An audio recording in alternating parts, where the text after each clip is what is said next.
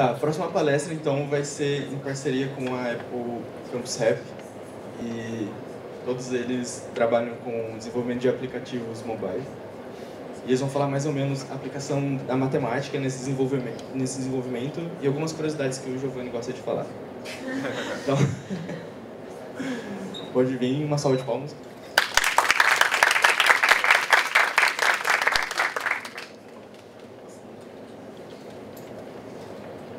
Oi, gente, eu sou a Bárbara, eu sou 013 da Marcha Aplicada e, bom, eu, assim como todos os outros, participo de um projeto chamado BPID, que é um projeto em parceria da Apple com o Instituto de Pesquisas Eldorado para desenvolvimento de aplicativo iOS.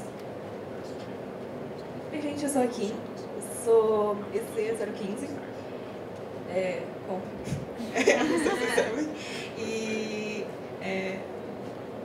isso que fala. Bom dia, eu sou Felipe, mas me chama de Scarpes, por favor. Eu sou formado em desenvolvimento de sistemas em Santos e eu só estou aqui para fazer esse programa do BPID junto com eles. Só isso. Oi, tá funcionando. Oi, gente, eu sou o Giovanni. Assim como eles, eu sou aluno do BPID, eu sou da Engenharia da Computação 015. E esse ano eu virei embaixador da Apple aqui no Unicamp, que é o Apple Campus Rap. Então, antes da gente continuar com o conteúdo da palestra, eu vou falar um pouquinho para vocês do que é o Apple Campus Representative. Esse é um projeto que já existe em outros países, como o Canadá e Estados Unidos, e a Apple meio que está importando para o Brasil a primeira vez esse ano. A gente tem uma equipe de 5 pessoas atuando como Campus Representativos no Brasil. Eu sou uma delas, e os outros 4, eles atuam em São Paulo, nas universidades de lá. E é legal que eu sou o único que está fora de São Paulo e o único que está na universidade pública. E é muito legal. Aí, foi muito divertido no começo, porque o pessoal tinha muita perspectiva sobre como atuar nas universidades, e a maioria deles tinha umas perspectivas bem melhores dentro do campo de universidades particulares. Então é muito legal porque a gente está meio que descobrindo junto o que fazer e como atuar dentro da Unicamp e o que a gente pode fazer. Mas o que é o campus representativo? Basicamente, a gente trabalha dentro de um dos pilares da Apple, que é educação. Não sei se todo mundo sabe, mas a Apple costuma investir muito nos programas educacionais, como o próprio BPID que a gente participa, e eles têm sempre a ideia de que tecnologia é o futuro da educação em todos os aspectos possíveis. O trabalho do Campus Rap é meio que tentar aproximar tecnologia e educação dentro da sua universidade. Aí você pode parar para pensar, mas como assim? O que conta com tecnologia e educação dentro da universidade? Basicamente, tudo que a gente desenvolve aqui dentro é voltado para a nossa educação de alguma forma. Então, o mais legal dentro da Unicamp é que é basicamente tudo desenvolvido por conta dos alunos. E isso sim é feito para o nosso próprio aprendizado. Então, entrar em contato com entidades acadêmicas, entrar em contato com os grupos, tentar desenvolver projetos em conjunto, tentar desenvolver projetos em conjunto com os professores, é tudo parte daquilo que a gente tenta fazer para tentar melhorar e aproximar a vida das pessoas com isso. Basicamente, a gente tenta atuar nas 3 áreas que existem dentro da universidade, que é diretamente com os alunos, diretamente com os professores ou atuando com a instituição. Na Unicamp, o meu maior campo para tentar trabalhar é diretamente com os alunos. E é mais ou menos o que eu fiz junto com a CEMAP esse semestre, o que aconteceu. A gente começou um mapeamento, vamos lá ver como funciona na universidade, vamos trocar uma ideia, vamos ver o que está acontecendo. E eu entrei em contato com o Lindo Flango na CEMAP, e a gente começou a conversar. E basicamente a ideia é tentar entender o que seria legal de trazer para as pessoas, ver o que seria interessante conseguir de conteúdo e ver se a gente consegue fazer alguma coisa em conjunto. Dessa vez eu consegui uma palestra sobre desenvolvimento mobile, principalmente porque é um campo muito legal de atuação para a área da matemática. A gente vai tomar que vocês gostem bastante depois que a gente apresentar. E foi muito legal porque eu também vim junto com eles, que são meus amigos, a gente já fez alguns projetos juntos para a gente conseguir trazer esse pouco de conhecimento para vocês. Pegando um pouco mais ainda na linha dentro da Apple, pegando um pouco de desenvolvimento mobile. Por que desenvolvimento mobile é importante hoje em dia? Desenvolvimento mobile é um dos maiores campos que vem crescendo economicamente no mundo inteiro. E além de ser uma oportunidade econômica muito grande, ser um campo muito aberto, é muito legal porque na Apple a gente acredita que quando você aprende a codar ou desenvolver alguma coisa, você está basicamente mudando como as coisas são feitas. Um dos programas da Apple de educação chama Everyone Can Code, e a ideia é basicamente que todo mundo pode aprender a codar e todo mundo pode aprender a desenvolver. Mas o que é a graça de desenvolver, sabe? Não é simplesmente aprender a fazer linhas de código. Todo mundo aqui deve ter feito M62, e não é simplesmente pegar lá e fazer coisas em C. Mas a ideia de que todo mundo possa codar é baseada muito em que, a partir do momento que você pode fazer aquilo, fazer o que você quiser, você pode alterar as estruturas e fazer a manutenção da maneira que você aprenda melhor. Você pode alterar as maneiras como o conteúdo é transmitido, você pode criar novas formas de fazer isso, e a partir daí você pode realmente mudar como as coisas são feitas e mostrar isso para as outras pessoas, e é um ciclo vicioso que as coisas vão evoluindo e a gente consegue realmente mudar a realidade que a gente tem inserido. Eu trouxe um vídeo que eles divulgaram no ano passado no WWDC, que é basicamente falando que qualquer um pode desenvolver. E que as pessoas desenvolvem, a ideia é que sempre tentar solucionar o problema que existem nos lugares. E quando a gente faz isso, o resultado é sempre muito positivo para toda a comunidade. Então, vou passar o vídeo para vocês.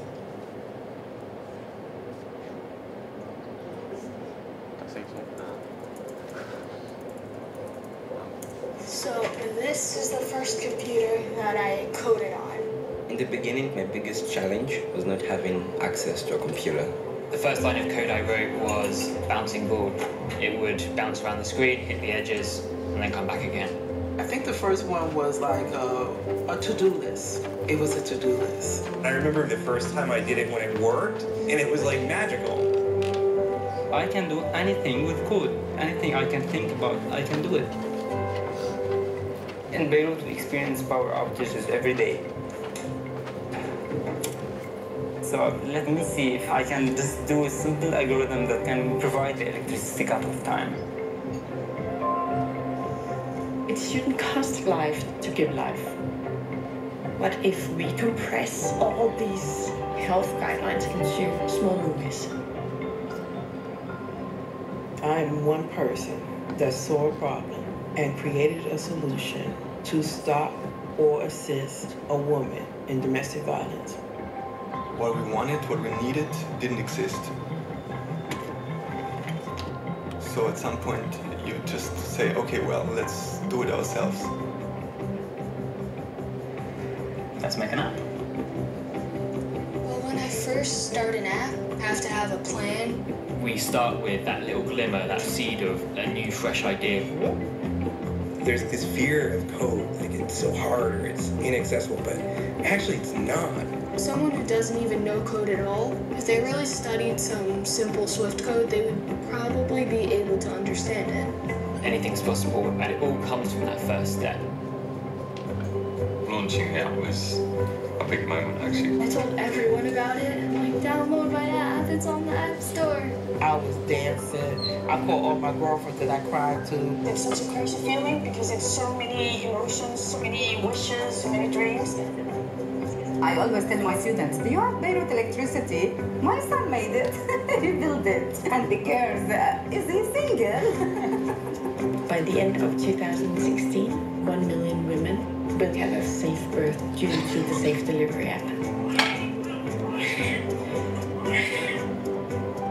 People come together in public spaces.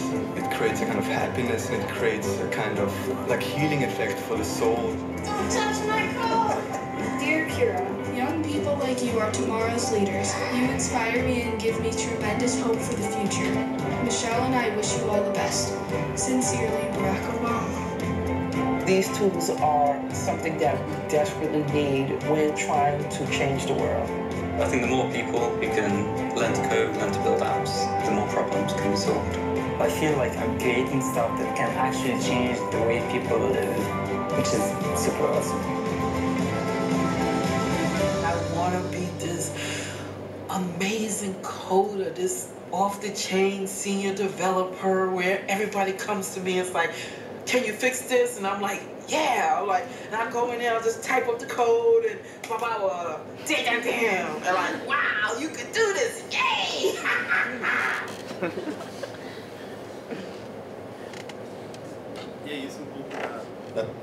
E é isso um pouco da vibe, assim, sabe?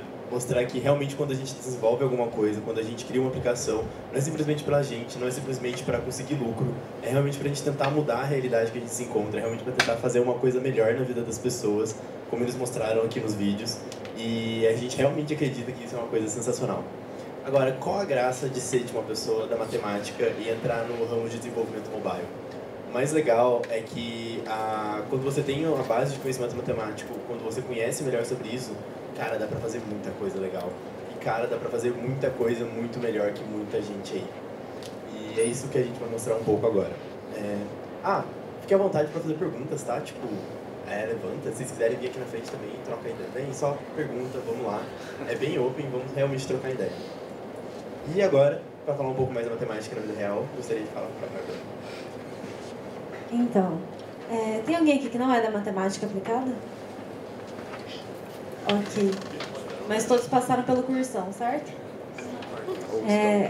Quando eu entrei na matemática aplicada, eu lembro que eu tinha pesquisado, tipo, ok, quem são matemáticos aplicados que eu posso, sei lá, tomar de base ou em uma inspiração, alguma coisa assim. E uma dessas pessoas é esse russo, muito bonzinho, ainda está vivo, graças enfim, graças a Deus, não sei. Ele é o criador do Tetris.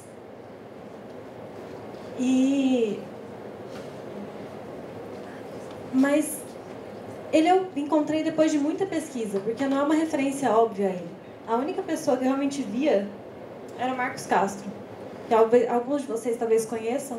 Ele é um youtuber, comediante, e lançou um jogo recentemente chamado A Lenda do Herói.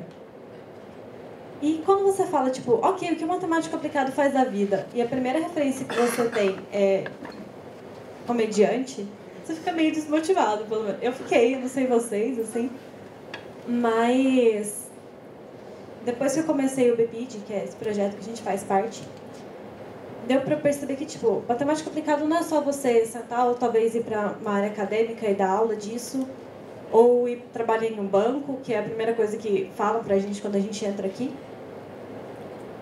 Você pode partir para outras áreas, sabe? Você pode desenvolver um jogo, você pode desenvolver um aplicativo. E, basicamente, nós não somos inúteis ou perdidos no mundo. A gente tem uma função.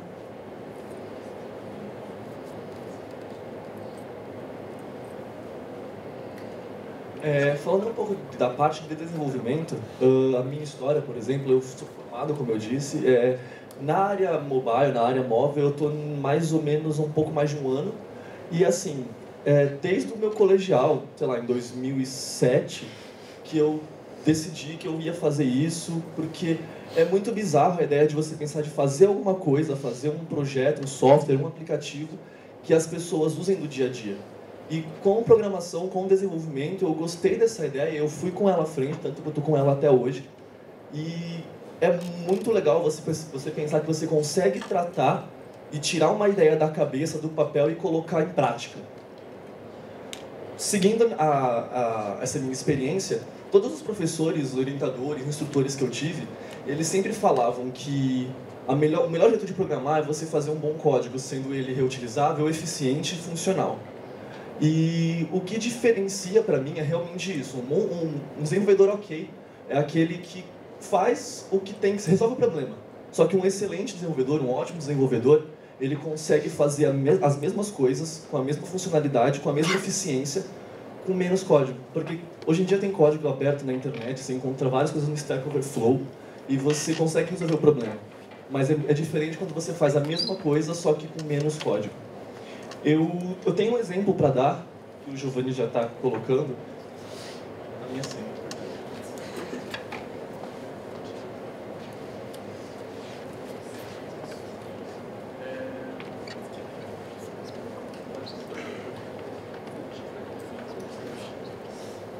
E assim, era um problema que a gente teve para solucionar uma lógica, que a gente tinha uma matriz de um vetor de vetores que parecia como se fosse um campo minado. Você tinha campos vazios e campos de bactérias e campos de bandeiras. A cada interação, a cada segundo, uma bactéria ela se proliferava para os dois lados, para a esquerda e direita e para cima e para baixo. E no problema você tinha que falar qual que é o primeiro tempo onde a primeira flag foi consumida e o último. Existem várias maneiras de resolver o mesmo problema. Eu vou mostrar mais ou menos o código que eu fiz, que eu fiz um algoritmo, uma lógica de interação. Então simulei todas as interações para ver quando a primeira flag foi consumida e depois para ver quando a última foi consumida e gerar essa resposta. Foi um código totalmente... Eu nunca fiz um curso grande de matemática, então eu fiz direto por interação. Deixa eu já colocar. Sabe onde?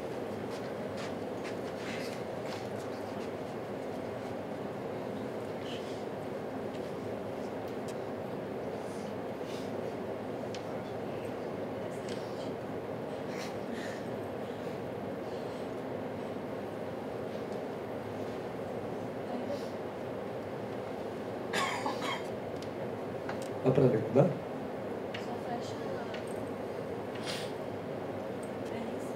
Eu sei.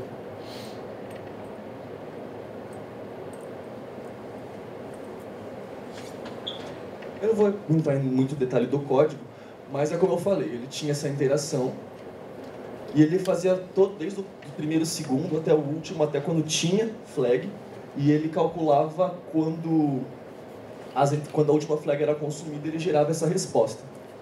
No caso, ele funciona com qualquer tipo de caso, a gente testou, mas o ponto que eu quero chegar é, esse código, apesar dos comentários, ele tem 184 linhas de código. O mesmo exercício, feito com cálculo de distância entre pontos,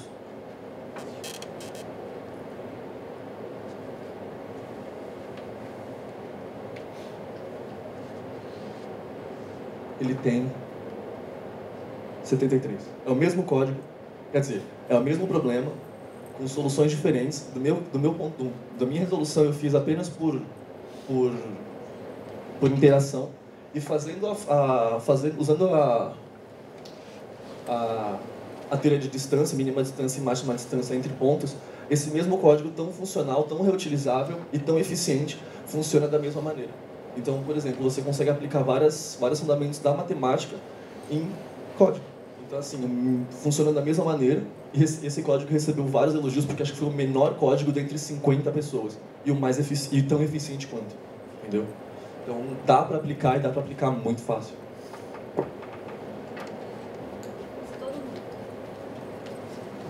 Todo mundo entendeu mais ou menos o problema, ou tem alguma dúvida nisso? Bom.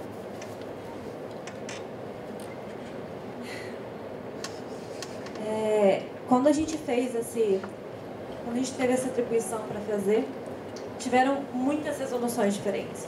Algumas foram recursivas, outras foram interativas. Eu e mais uns 3 colegas fizemos esse método que era por distância, teoria de grafos, basicamente, né? E uma coisa muito interessante disso é que o problema era um problema simplificado. O problema, a resolução deles, quando você complicava o código, tipo, deixava espaços em que a bactéria não conseguia se proliferar, ou não, era um espaço vazio, basicamente, o deles conseguia encontrar uma resolução válida. O meu, como era um algoritmo de distância, se tivesse uma flag aqui, um espaço vazio que não pode ser utilizado, e uma bactéria aqui, ele contaria que o tempo era 1. Então, para poder isso funcionar sempre, eu teria que elaborar um grafo mais complexo do que o que eu fiz naquele código, para poder cobrir o caso. Então, estou mostrando assim, a matemática faz um trabalho muito mais simples, mas também você tem que moldar o seu problema com todas as restrições que você precisar perfeito, senão você vai ter que modificar ele para casos mais complexos.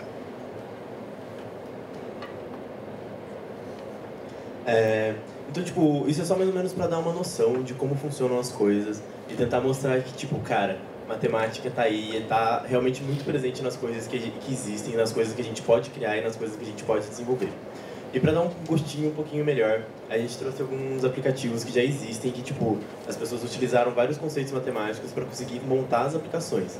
Então, é mais ou menos a linha, cara, o conceito tá lá e quem souber aplicar isso na hora do desenvolvimento tá muito à frente de muita gente, sabe? Porque, que nem o Scarpes mostrou, fazer as coisas mais eficientes, isso ajuda muito. Os maiores problemas que a gente tem na computação hoje em dia é que o software ele avança muito mais rápido do que o hardware. A parte funcional, ou seja, os códigos, como as coisas estão rodando, o processamento, ele está evoluindo num crescimento muito, muito mais rápido do que a própria máquina. Porque, por exemplo, se a gente quisesse um computador muito, muito eficiente, ele teria que ser absurdamente, ridiculamente caro.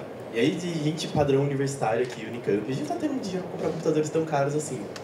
E só que acontece, programas que a gente pode baixar na internet gratuitamente, eles já são absurdamente pesados. Todo mundo sabe que quando você começa a rodar alguma coisa, aquele joguinho lá que a gente baixou no Steam, e, meu Deus do céu, o computador para de funcionar absurdamente. E como deixar essas coisas melhores? Se você consegue aplicar esses conceitos, se você consegue deixar as coisas mais eficientes, cara, isso facilita a vida de todo mundo, você consegue fazer coisas muito melhores.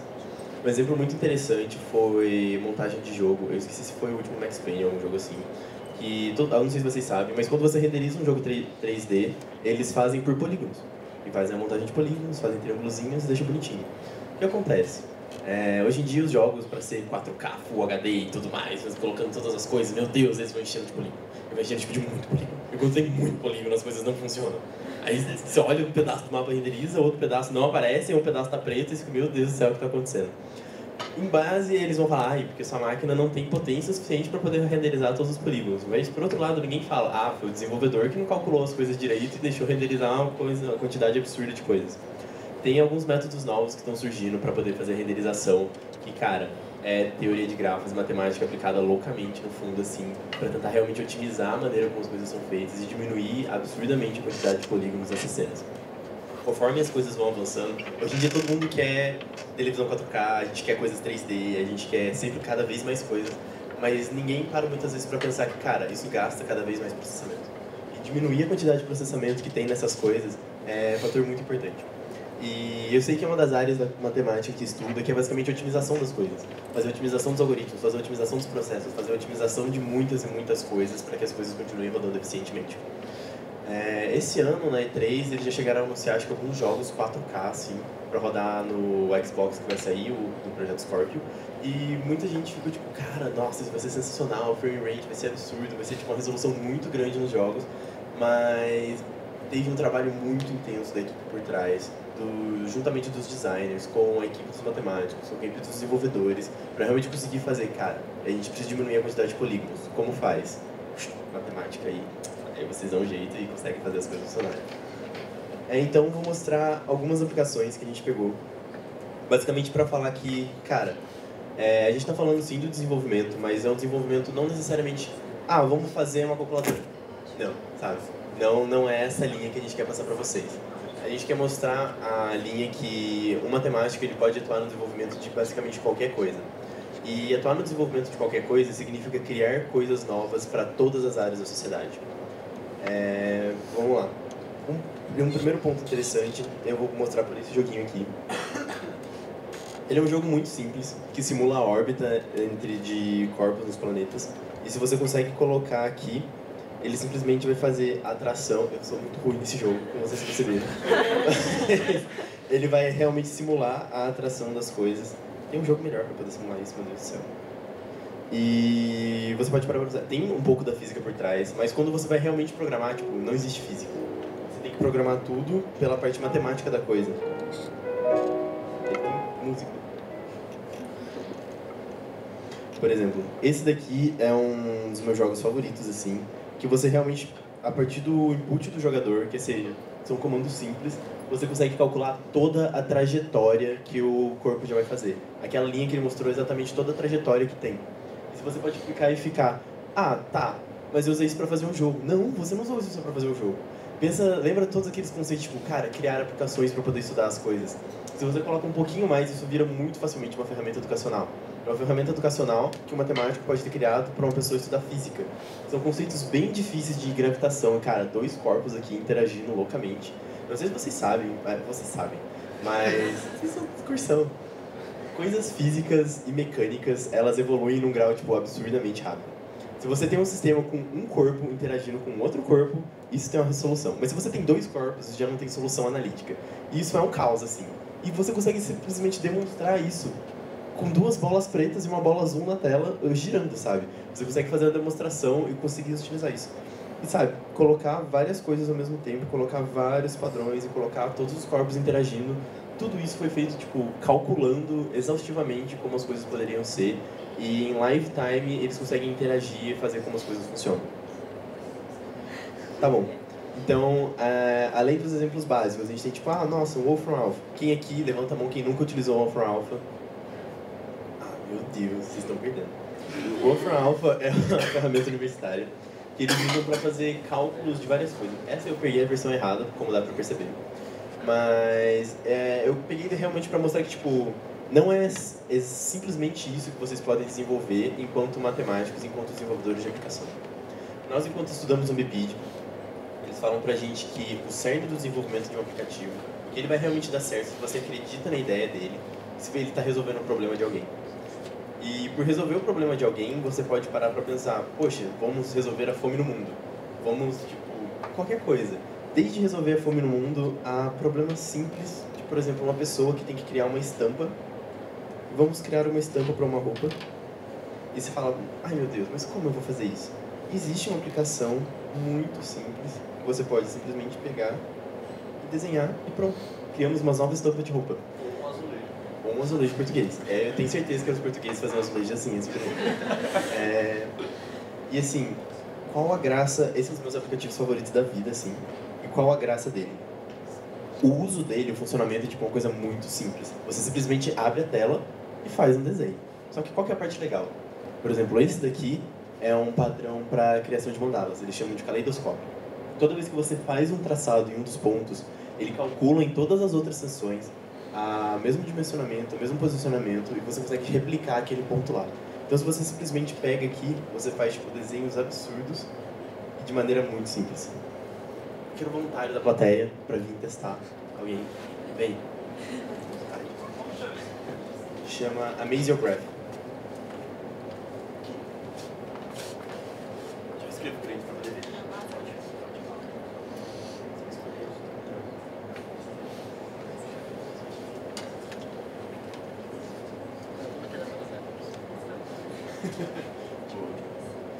E assim, você pode parar para falar, nossa, é uma coisa muito bonita, é uma coisa muito legal, mas é claro que aqui a gente está utilizando no método meio que, é bonitinho, então vamos utilizar. Mas pensa o quanto isso não facilita o trabalho de uma pessoa.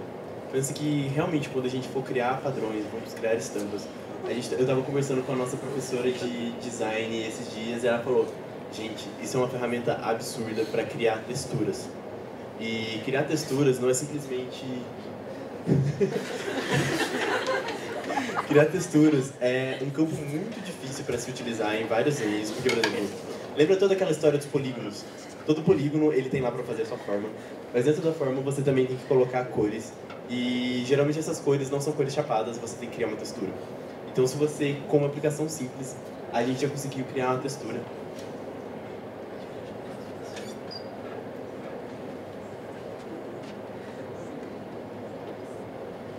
E mudando as texturas,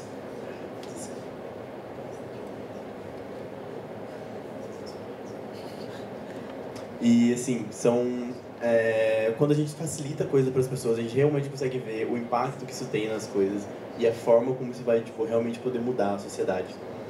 E esse aplicativo é realmente muito legal, é tipo muito mesmerizing, você fica olhando, você fica, meu Deus, é tão bonito.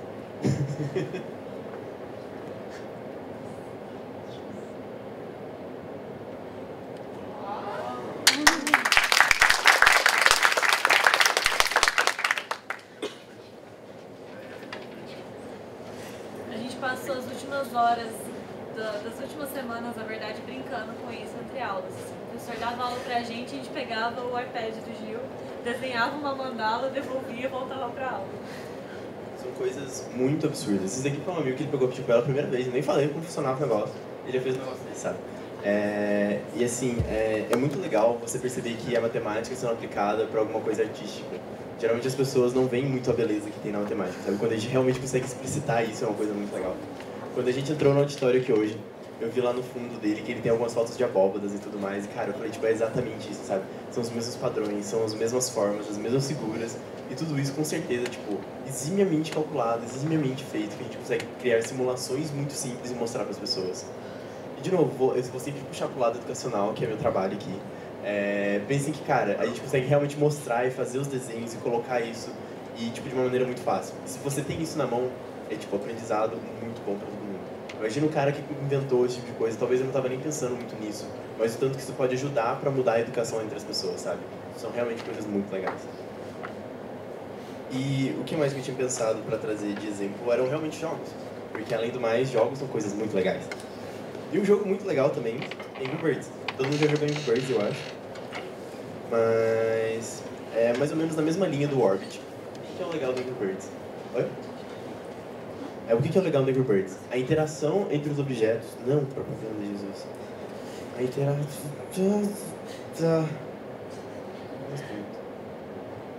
A interação entre os objetos... Chato. Meu Deus do céu. Sem estarinho.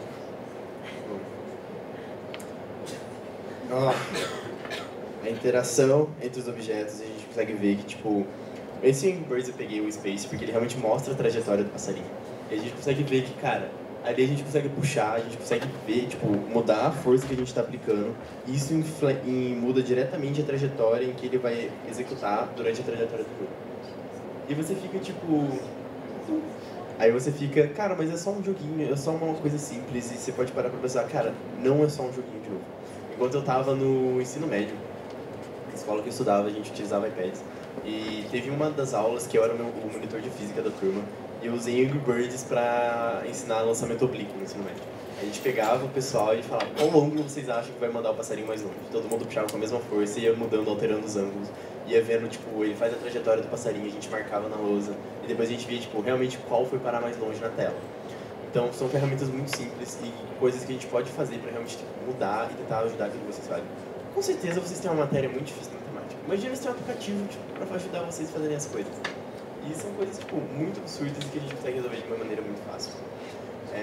Tem alguns problemas, por exemplo, de cálculo numérico, para poder fazer a interpolação das curvas mais rápido. Você simplesmente coloca os dados, ele já plota a interpolação, você consegue mudar e tudo mais. E assim, isso já é uma aplicação direta do curso de vocês, mas é realmente mostrar tudo aquilo e o poder que a gente consegue desenvolver. E mesmo dentro dessa linha, para realmente mostrar um pouco mais que tipo, a matemática pode ser utilizada em muito mais coisas, no primeiro semestre nós éramos uma equipe de desenvolvimento e a gente tentou desenvolver uma aplicação que teve um caso muito interessante, assim, que foi o que eu trouxe para a Semap, eles convidaram a gente para participar. Durante o desenvolvimento da aplicação, eu e a Bárbara, nós éramos da equipe de design e a gente chegou num conceito de design completamente louco, assim, e a gente precisou de muito da ajuda de matemática para realmente conseguir resolver. Mas antes de chegar nisso, eu vou convidar a Kim para falar um pouco sobre o que era a aplicação. Oi, gente. Então, aí, assim, como o Giovanni falou, as aplicações, elas são, tipo, voltadas para resolver os problemas. Estão me ouvindo? E daí, assim, a gente estava fazendo brainstorming, assim, que tipo de problema que a gente vai querer resolver com a nossa aplicação. E aí a gente foi dando ideias, e até que a gente parou para pensar, por que a gente não ajuda pessoas que têm problemas de saúde mental ou estão passando por alguma dificuldade pessoal na vida delas. E aí a gente começou a refletir, assim, a gente percebeu, assim, como às vezes pra gente mesmo é difícil, assim, a gente se voltar para os nossos amigos, para a família ou para mesmo terapeutas, quando a gente está, tipo, passando por uma dificuldade mais séria. E aí a gente lembrou, por exemplo, do Reddit, do Facebook, que muitas vezes o Spotted ele é usado para, tipo, desabafos anônimos, assim. E aí a gente chegou... Aí a gente pensou o seguinte, por que a gente, tipo, não cria uma plataforma em que essas pessoas possam se sentir confortáveis para, tipo, falar sobre os problemas delas anonimamente? E nisso a gente veio com o Conf. E a ideia dele era mesmo... Então, eu não passei os slides, né? É isso aí. Então, nisso a gente veio com o Conf. E a ideia dele era mesmo, tipo, fazer um feed em que as pessoas poderiam simplesmente compartilhar os problemas. É, tipo, meio que na ideia de Reddit, não sei se vocês usam, ou mesmo do Secret, que foi um aplicativo que deu bem ruim há uns anos atrás. E aí era, tipo, criar uma comunidade em que as pessoas poderiam se ajudar, empatizar e compartilhar experiências, né? E aí é isso. Não sei se vocês acompanham, tipo, The Artidote, que é uma página muito legal do Facebook. E é voltada para saúde mental mesmo. E eles têm um Snap em que ele realmente faz isso. Só que o problema do Snap é que, tipo, as fotos deles elas são temporárias e aí muitas vezes muita gente perdia, assim, tipo, nossa, eu perdi o post de ontem, sabe?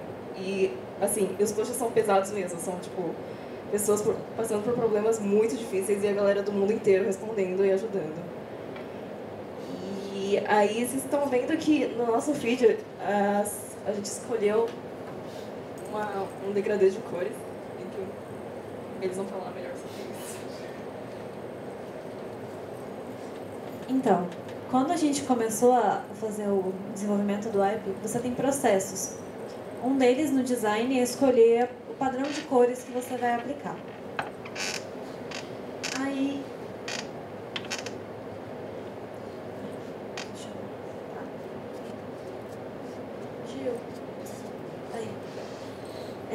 todo mundo conhece o círculo cromático, creio eu, deve ter visto alguma vez na vida, pelo menos. E a gente foi meio que escolhendo no olho quais cores a gente ia querer usar. A gente pegou essas, totalmente aleatório mesmo, só porque pareciam boas aos olhos. Só que tem um problema, porque a gente queria fazer o feed com esse degradê indo do verde para o roxo sempre. Só que, pegando pontos aleatórios, você não consegue fazer isso de forma sem nomear quais são todos esses pontos. Então, para isso eu resolvi fazer uns truquezinhos matemáticos, né? Já que a gente está aqui na matemática mesmo. E eu calculei uma interpolação entre as curvas, as cores que eu escolhi, para ver qual seria a equação que adaptaria melhor para a nossa escala de cores que a gente queria. Como tem três eixos, né? Red, Green, Blue, é uma interpolação trilinear. E ela resultou nessas cores aqui. E no feed do nosso aplicativo, toda vez que você adiciona uma cor, quer dizer, um post nele, ele sempre recalcula todas as cores de todos os posts para poder manter essa ordem e ficar mais suave a transição entre eles.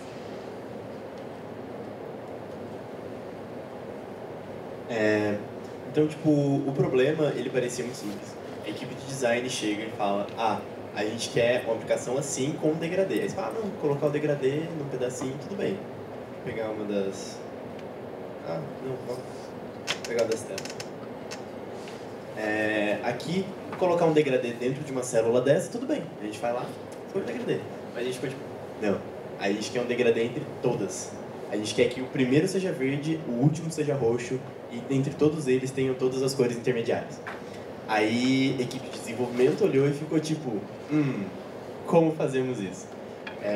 O legal, como a gente estava trabalhando no BPID, estava todo mundo junto, e a Bárbara saiu com essa solução de fazer a interpolação, e a gente conseguiu realmente uma função que dava pra gente o R, o G e o B, que são o vermelho, o verde e o azul.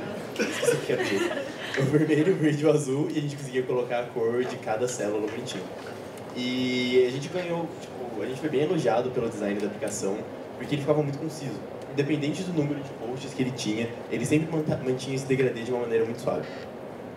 Quando a gente estava tentando fazer, na raça mesmo, vamos colocar todos os pontos possíveis e vamos colocar lá e vamos tirar os dados, aconteciam umas coisas muito horríveis. Acontecia que a gente estava passando do verde, ficava azul e de repente mudava para cor muito horrível e não dava para entender nada. Porque design não é simplesmente deixar as coisas bonitas. O design tem uma funcionalidade. E o design ele tem que mostrar para as pessoas e tem que deixar a sua aplicação cada vez mais... tem que melhorar a usabilidade da sua aplicação. Então, enquanto a gente estava correndo e tentando mexer nas coisas do design, um dos maiores problemas que a gente teve, primeiro é que o degradê que a gente queria fazer não era uma coisa muito simples. E segundo, que a gente não sabia muito bem quais cores colocar numa aplicação que tem uma temática às vezes muito pesada, que faz essa referência para as pessoas. Então tem que ser cores simples, tem que ser cores tranquilas, tem que demonstrar tranquilidade. Só que também tem que dar para ler as coisas do seu aplicativo. Porque enquanto a gente fazia, se fosse um verde muito claro, a gente não conseguia ler nada. Então a gente só colocava lá, aí as cores saíam completamente erradas, e a gente olhava e ficava tipo, mas ninguém consegue ler, ninguém consegue saber o que está acontecendo, não adiantou nada. Trabalhar com design é muito mais tentar entender o que os seus usuários vão precisar para a aplicação e muito mais tentar entender aquilo que a gente consegue melhorar para eles. Então, conseguir aplicar a matemática dentro do design foi uma coisa que a gente achou que foi sensacional, assim, porque geralmente não é um tipo de coisa que a gente costuma ver muito no curso. Não é um tipo de coisa que a gente costuma ver muito em qualquer curso, eu acho, a não ser que você esteja realmente fazendo design. E ter uma preocupação realmente com as outras pessoas para poder montar e tudo mais foi uma coisa muito legal que a gente teve. E eu preciso falar isso, não, minha instrutora de design me mata, mas design não é matemática, então só fazer a interpolação não adiantou. Eu tive que verificar depois se todas as cores que a interpolação calculava estavam dentro do padrão que a gente queria, se era bonito, porque o olho é muito melhor do que qualquer outra coisa para julgar as cores do aplicativo.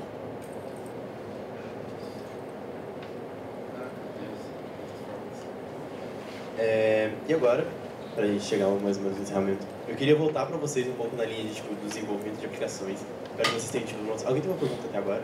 Você pode perguntar. Eu me chamo Giovanni mesmo. E falar um pouco de, tipo, mais ou menos, por que é legal tentar investir um pouco, por que é legal tentar aprender um pouco no desenvolvimento de aplicações mobile. Esse é o primeiro gráfico de 2015, que eles estavam mostrando o crescimento dos usuários mobile contra o crescimento dos usuários de desktop. Acontece que hoje em dia, tipo, quase todo mundo tem um celular. Ou seja, todo mundo é um usuário mobile. E todo mundo sendo um usuário mobile, todo mundo é um potencial cliente, todo mundo é uma potencial pessoa que pode utilizar suas soluções. E em perspectivas de mercado, em 2015, eles falavam que em 2017 o mercado ia ultrapassar a faixa dos 3 mil milhões, eu estava multiplicado por milhões de dólares no mundo. Aí você fica tipo, poxa, isso é muita coisa. E o mercado sim está ultrapassando essa marca nesse ano. E o mais legal é a gente perceber que tipo, a curva de crescimento é muito vertiginosa. Enquanto o desenvolvimento dos desktops eles estão meio que estabilizando, é muito mais comum hoje em dia a gente ver uma criança que tem um celular, mas não tem um computador. E, cara, crianças, a gente está tipo, aumentando e expandindo o mercado cada vez mais. Crianças estão começando a utilizar esse tipo de ferramenta, idosos, todas as pessoas possíveis. E, cara, cada vez mais a gente tem solução para tudo. Hoje em dia a gente tem aplicativo que pesa as coisas, a gente tem aplicativo para guardar coisas, a gente tem aplicativo para lembrar as coisas, tem aplicativo para fazer as outras pessoas lembrarem de coisas. E, assim... São muitas opções e muitas possibilidades que realmente dá pra fazer e tentar realmente ajudar como essas pessoas fazem as coisas. E coisas muitas vezes. Aqui são apenas alguns dados. 91% da população mundial tem um celular. É um número que, quando eu vi, eu achei ridiculamente absurdo. É tipo, muita gente, muito celular. O mundo tem o quê? Bater na beira dos 8 bilhões de pessoas e são muitos celulares, muitos celulares que tem. Muitos celulares. E 56% dessas pessoas têm um smartphone. E smartphones geralmente são as melhores ferramentas para a gente conseguir atuar assim, já que eles têm a opção de baixar aplicativo. E cara, ainda tem muita gente com smartphone para poder baixar o aplicativo. Não sei se vocês lembram naquele vídeo da Apple que eu passei no começo, mostrou um carinha na Índia que qual que era o problema dele? A cidade em que ele morava tinha muita queda de energia. Isso atrapalhava muito a vida das pessoas comuns que estavam lá, porque, nossa, vou tomar banho e queda de energia. Nossa, eu vou lavar roupa e tinha uma queda de energia e a pessoa tinha que terminar de lavar as roupas na mão. O que ele fez foi simplesmente conseguir uma aplicação juntamente com a rede elétrica, a fornecedora de rede elétrica da cidade, e ele avisava as pessoas, vai ter uma queda de energia, em um futuro próximo vai ter uma queda de energia tal dia, tal horário. E com isso as pessoas conseguiam se programar. Aí você pode parar para pensar, poxa, mas ele não resolveu o problema. As pessoas ainda têm queda de energia. Você fala, tá bom. Mas no aspecto que a gente tem aplicação, isso já conseguiu mostrar para elas quando vai ser. Solucionou o problema que agora eu não estou tomando banho mais e o banho já ficou frio do nada porque teve uma queda de energia e ninguém me avisou. E realmente mostrar que tipo, o mercado ele tá para todo lugar. Às vezes a gente desenvolve uma coisa e a gente nem imagina que para onde ela vai ser utilizada. Um dos nossos instrutores, ele desenvolveu uma aplicação que simula a visão de uma pessoa daltônica. Então, se você pega ela, você consegue mostrar para uma outra pessoa tipo, como um daltônico enxergaria através do uso da câmera. E foi muito legal que, enquanto ele mostrava pra gente a aplicação e como ele estava rodando e tudo mais, ele falou, cara, teve um pico absurdo de downloads na Itália. Aí eu falei, tipo, por que na Itália? Eu falei, não faço ideia. Mas, às vezes, você desenvolve uma coisa que você não sabe e as pessoas, tipo, realmente têm necessidade daquilo, sabe? Isso é o que eu acho mais legal de desenvolver e de trabalhar com programação ou desenvolvimento mobile. A gente nunca sabe o que as pessoas podem pegar para utilizar e como isso vai realmente ajudar a vida delas. 73% dos brasileiros não saem de casa sem celular. Alguém está sem celular aqui hoje? Que dó de você. Não, a Modelo vai recuperar o seu iPhone. Ela perdeu o iPhone dela, mas a gente vai... E isso é uma perspectiva muito legal no mercado mobile, que todos esses números eles estão crescendo, eles vão variando um pouco, mas isso aqui são a porcentagem de aplicações que são baixadas no mercado hoje em dia. O maior é em jogos, fotografia e entretenimento. A gente pode falar, nossa, cadê espaço para isso? Na verdade, vejam isso como oportunidades. Significa que, ainda assim, mesmo que as pessoas tenham muitas aplicações para muitas coisas, é meio difícil elas culturalmente aceitarem ferramentas novas para poder utilizar. Por exemplo, eu mesmo tenho muita dificuldade quando eu comecei a utilizar um to-do list só para marcar minhas tarefas e tudo mais. Quando a gente começa a utilizar esse tipo de coisa, mas a gente realmente vê valor nelas. Esse gráfico é realmente para mostrar para vocês que existe espaço, existe mercado para poder desenvolver e correr atrás de mais coisas. Existe cada vez mais espaço para poder fazer. O legal também é que enquanto a gente vai falando, existe muita gente correndo atrás e desenvolvendo cada vez mais coisas. E não só no âmbito de aplicações mobile, mas também no âmbito do hardware e das coisas que vão desenvolvendo. Todo ano, todo mundo sabe que sai um iPhone novo, sai 2 Galaxies novos, sai não sei quantos Trollas, Nokias e tudo mais. Por isso que é mais legal de perceber. Cada vez que eles vão lançando um novo, tem sempre uma funcionalidade a mais. Não sei se vocês acompanharam a WWDC da Apple esse ano, mas muitas das ferramentas que eles colocaram, como kit para fazer aprendizado de máquina, kit para poder fazer reconhecimento, kit para poder fazer fotografias com separação de fundo, e são sempre ferramentas que estão aparecendo cada vez no mercado. Eu sei que todo mundo sabe que o mercado computacional é uma coisa muito dinâmica e que é geralmente um caos quando a gente tenta acompanhar, porque as coisas vão mudando muito rápido. O fato das coisas mudarem muito rápido, às vezes é um problema para a gente conseguir fazer esse tipo de coisa, mas também é uma grande oportunidade, porque tem sempre conhecimento a mais e coisas novas que a gente pode aplicar. Conforme o tempo vai passando, cara, imagina, 10 anos atrás, uma coisa assim, e as pessoas olhar para você e ficar você tá louco, o que você tá fazendo? Hoje em dia a gente já tá num espaço de tempo que, basicamente, tudo que eles desenvolvem, a gente acredita que seja realmente verdade. E as pessoas estão realmente conseguindo fazer coisas cada vez mais impressionantes com as ferramentas que estão saindo. Conforme essas novas ferramentas saem, elas estão disponíveis para quem quiser aprender. E esse é o diferencial, sabe? A pessoa que realmente corre atrás, e ela vê a coisa nova e consegue achar uma funcionalidade para aquilo. E a pessoa que realmente vê e fala, poxa, legal. Isso, realmente tentar mostrar para vocês que correr atrás dessas coisas e tentar entender melhor, conseguir entrar no mercado, desenvolver, é uma perspectiva, uma oportunidade muito legal para todo mundo. Só queria fazer 3 pontos aqui no meio. O Gil citou mais de uma vez o WWDC. Eu acho que a maioria de vocês não deve conhecer, mas é uma convenção de programadores e desenvolvedores da Apple. Outro ponto é o aplicativo de daltonismo que o nosso instrutor fez, tem uma matemática absurda por trás. Quem quiser ver ele funcionando depois é só vir falar comigo que eu posso mostrar. Ele tem os 3 tipos principais de daltonismo e faz a correção para todos eles. E a terceira coisa é, voltando bem no comecinho, que todo mundo aqui, creio eu, sempre gostou de matemática e nunca passou por isso na escola. Mas tinha gente, pelo menos eu tinha colegas que ficavam falando, por que eu vou aprender isso? Eu nunca vou usar isso na minha vida. E sempre tinha professora, que no caso era minha mãe, que falava que matemática está em todos os lugares e você consegue usar ela em tudo. E essa coisa maravilhosa, e essa empolgação.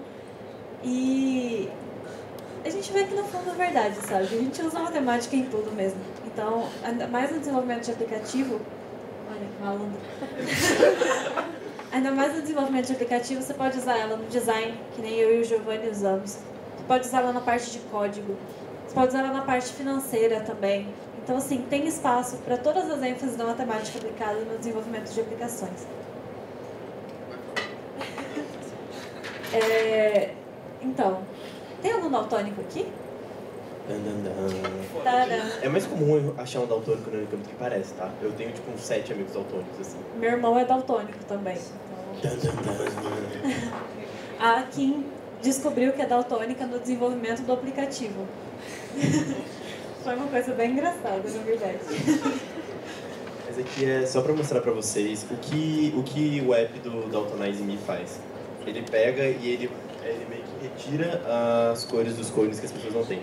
Então esse aqui, o Red Colorblind, você, uma pessoa que tem uma visão normal, ela olha mais ou menos um fator aproximado de como seria um daltônico. E aqui a gente consegue mudar os níveis de daltonismo. O da Kim é mais ou menos esse daqui, ó. É o Green Colorblind. O nível dela é muito pequeno, então não tem tanta percepção. Só que aí você fala, ah, nossa, muito legal, mas pra que serve isso na vida real? Cara, acessibilidade é uma coisa extremamente importante, noções de design universal. Toda vez que a gente faz alguma coisa agora, a gente passa num aplicativo assim, a gente testa as cores e vê, tipo, todo mundo consegue enxergar? Porque se todo mundo não conseguir enxergar, tem uma grande parcela da população que tá, tipo, perdendo muita coisa e a gente pode tentar arrumar. Principalmente quando a gente trabalha com design, com coisas desse tipo, ter uma ferramenta assim ajuda muito a gente ver se aquilo vai ser realmente útil para as pessoas e se realmente as pessoas vão conseguir ver. Teve uma vez que eu fui coordenador da empresa Júnior e a gente fez uma arte para postar e ela era verde e laranja. E eu tenho um amigo daltônico e ele simplesmente não conseguia ler. Ele não conseguia, porque era verde e laranja, as duas cores para ele eram a mesma coisa. Aí eu falei, nossa, se a gente tivesse realmente pensado numa coisa dessa, se a gente tivesse realmente mexido com isso, a gente poderia ver, cara, daltônicos não vão conseguir ler. Outra coisa legal nesse app é que ele também tenta, tipo, ajudar com o daltonismo com essas três telas de baixo. Por exemplo, o Help with Green, ele satura as cores, a gente vê, tipo, mais forte as cores, mais avermelhado, mas que ele tentaria, tipo, para uma pessoa como aqui, que ela tem a quantidade de cores para poder enxergar, mas um pouco menor que o normal, saturando essas cores, ela conseguiria enxergar assim como a gente enxerga. Coloca no teste de daltonismo.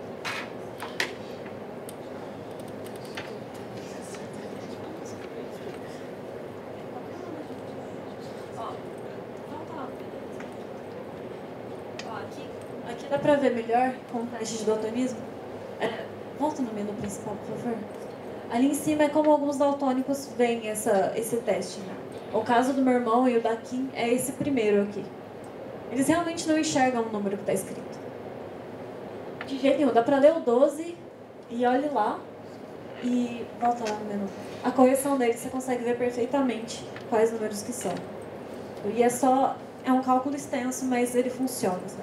Todo mundo já deve ter visto também aqueles óculos que corrigem a visão de daltônico. É o mesmo processo.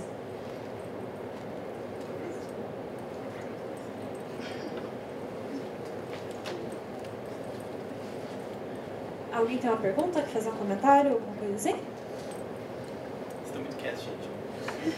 O Gil normalmente é uma pessoa muito mais exaltada e animada. Não sei o que deu nele hoje. Então eu tô tentando fazer esse papel, mas como alguns me conhecem, sabem que eu não sou esse tipo de pessoa. Mas...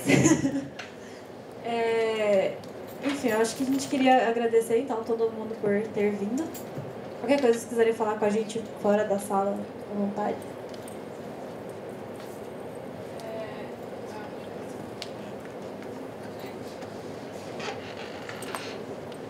Perguntas.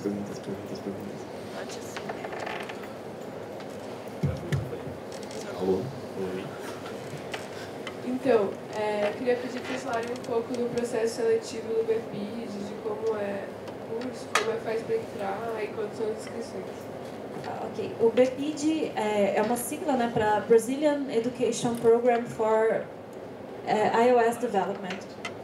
E, como disse antes, ele é oferecido em parceria da Apple com o Instituto de Pesquisa Eldorado. Antigamente ele era oferecido anualmente, agora é um período de 2 anos, então as inscrições acontecem só agora no final do ano que vem. E é um processo seletivo para como qualquer estágio, na verdade. A gente não pode falar muita coisa, então eu estou meio receosa do que eu posso não falar. Mas a gente pode deixar o link para vocês depois da página do Instituto, para vocês no futuro, se quiserem se inscrever, poderem olhar lá. Só se quiserem, é realmente um programa muito legal, é maravilhoso estar lá dentro, então eu super recomendo caso as pessoas gostem de programar. Eu abandonei... Eu abandonei emprego, eu abandonei, tipo, parte da minha graduação pra... Tipo, ganhava... Eu não precisava dinheiro dos meus pais, eu era mais independente hoje em dia, eu abandonei tudo só pra vir pra cá. É um nível que vale a pena. Assim, eu não conhecia, eu tava receoso, me mudei pra cá minha vida inteira e não me arrependo nem um pouco. Cada dia que eu passo aqui no BPID é um dia que eu fico mais feliz e eu falo, nossa, eu devia muito ter feito isso. Eu não me arrependo nem um pouco. Mais alguma pergunta, gente?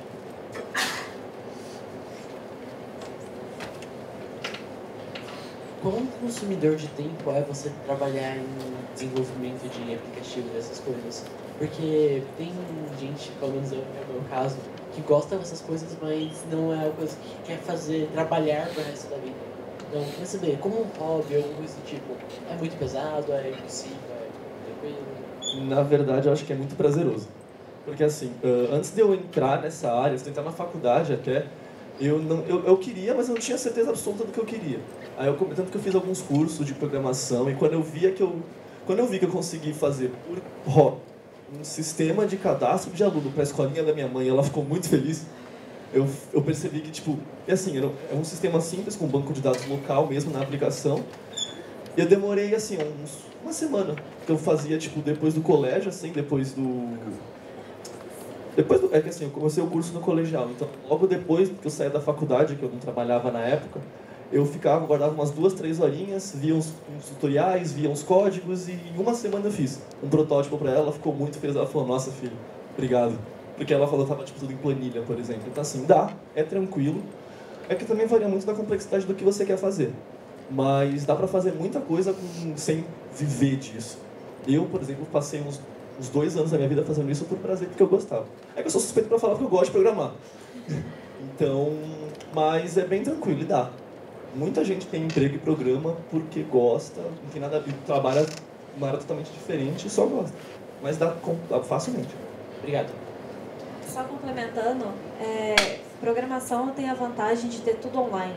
Então você não precisa de ter um professor ali do seu lado. Você senta, pesquisa no Google e você acha tudo que você precisa para programar. Stack Overflow, muito obrigada. E então, para desenvolver, a gente trabalha mais com iOS, né? Que é o projeto. Mas se você pesquisar, você encontra tudo que você precisa para programar qualquer aplicativo. E que nem o Scarpes falou, depende do quão complexo você quer que ele seja, para demorar mais tempo. Eu estou desenvolvendo um aplicativo para um jogo de tabuleiro chamado X-Wing, eu não sei se alguém aqui conhece. É um jogo de miniaturas de Star Wars.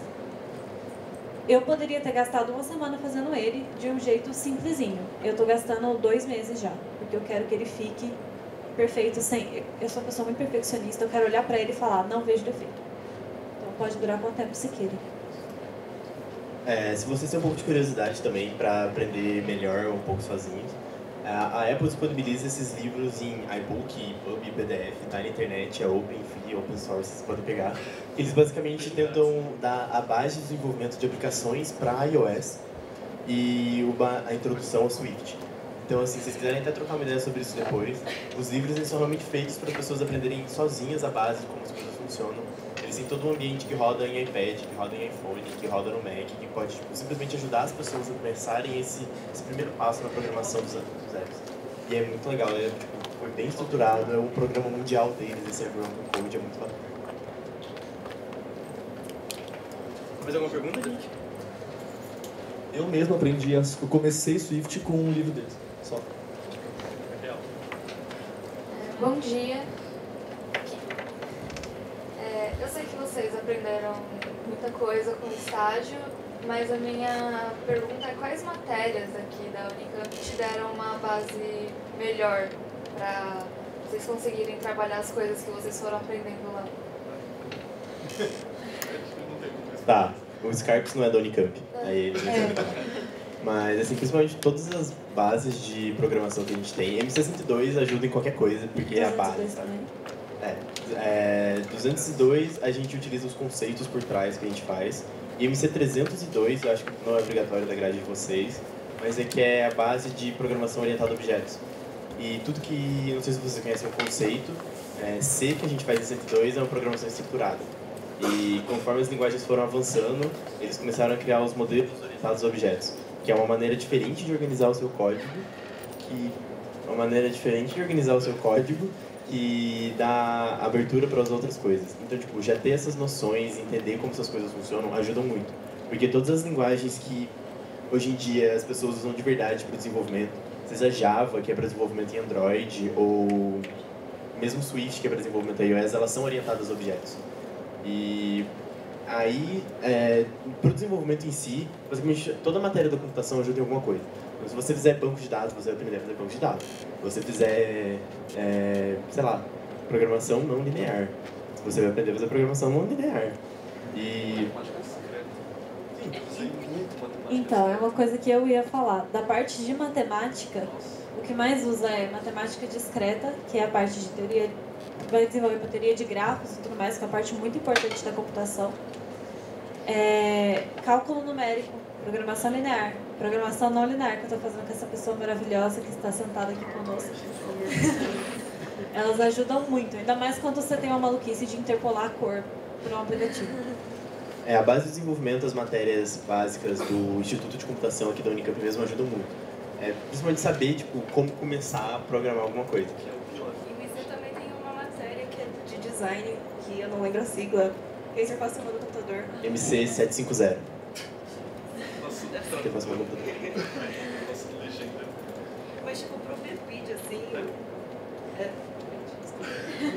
Pro BPID, assim, é só você saber o básico, assim. Ninguém chegou lá manjando, sabe? Só ele. Mas...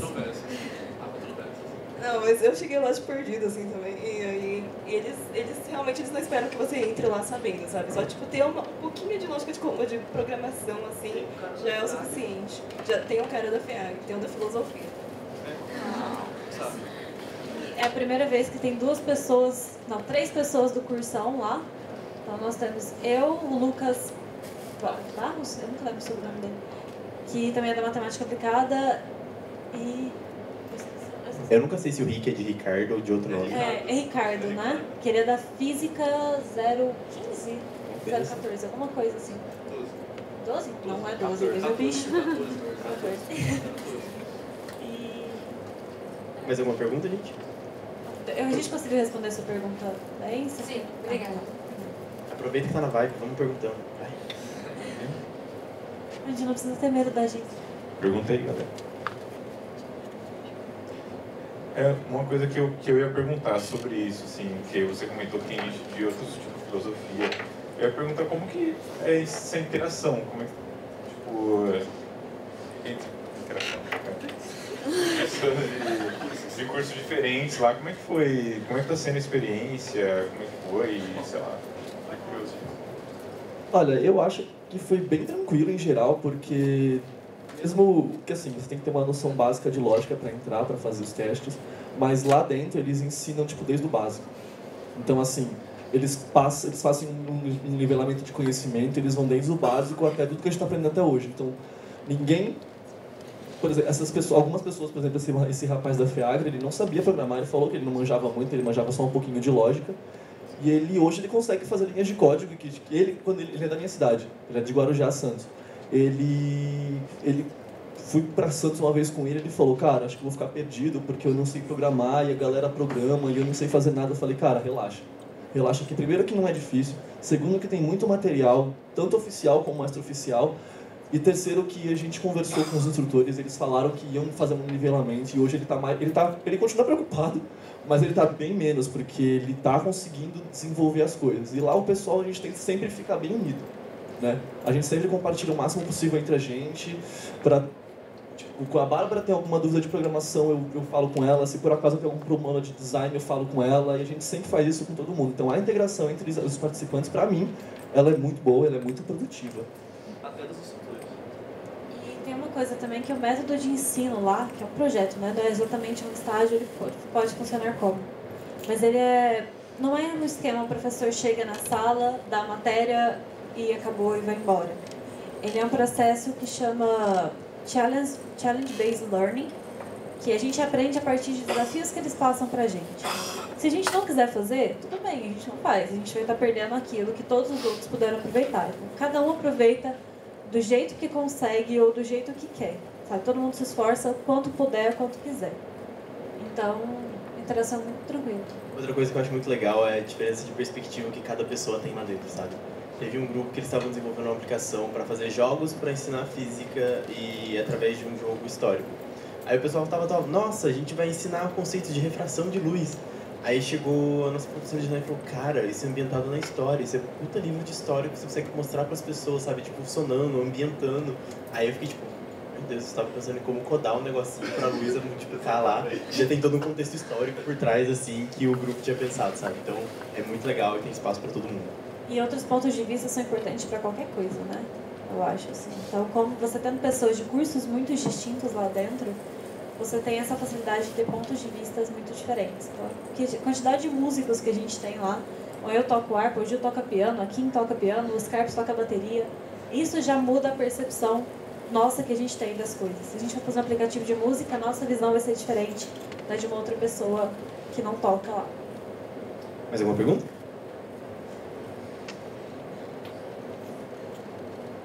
Então é isso, gente. Muito obrigado. Obrigado pela semana por ter cedido o tempo pra gente. Espero que vocês tenham gostado da palestra e qualquer coisa, vocês podem vir falar com a gente. A gente tá por aí mesmo. Obrigado.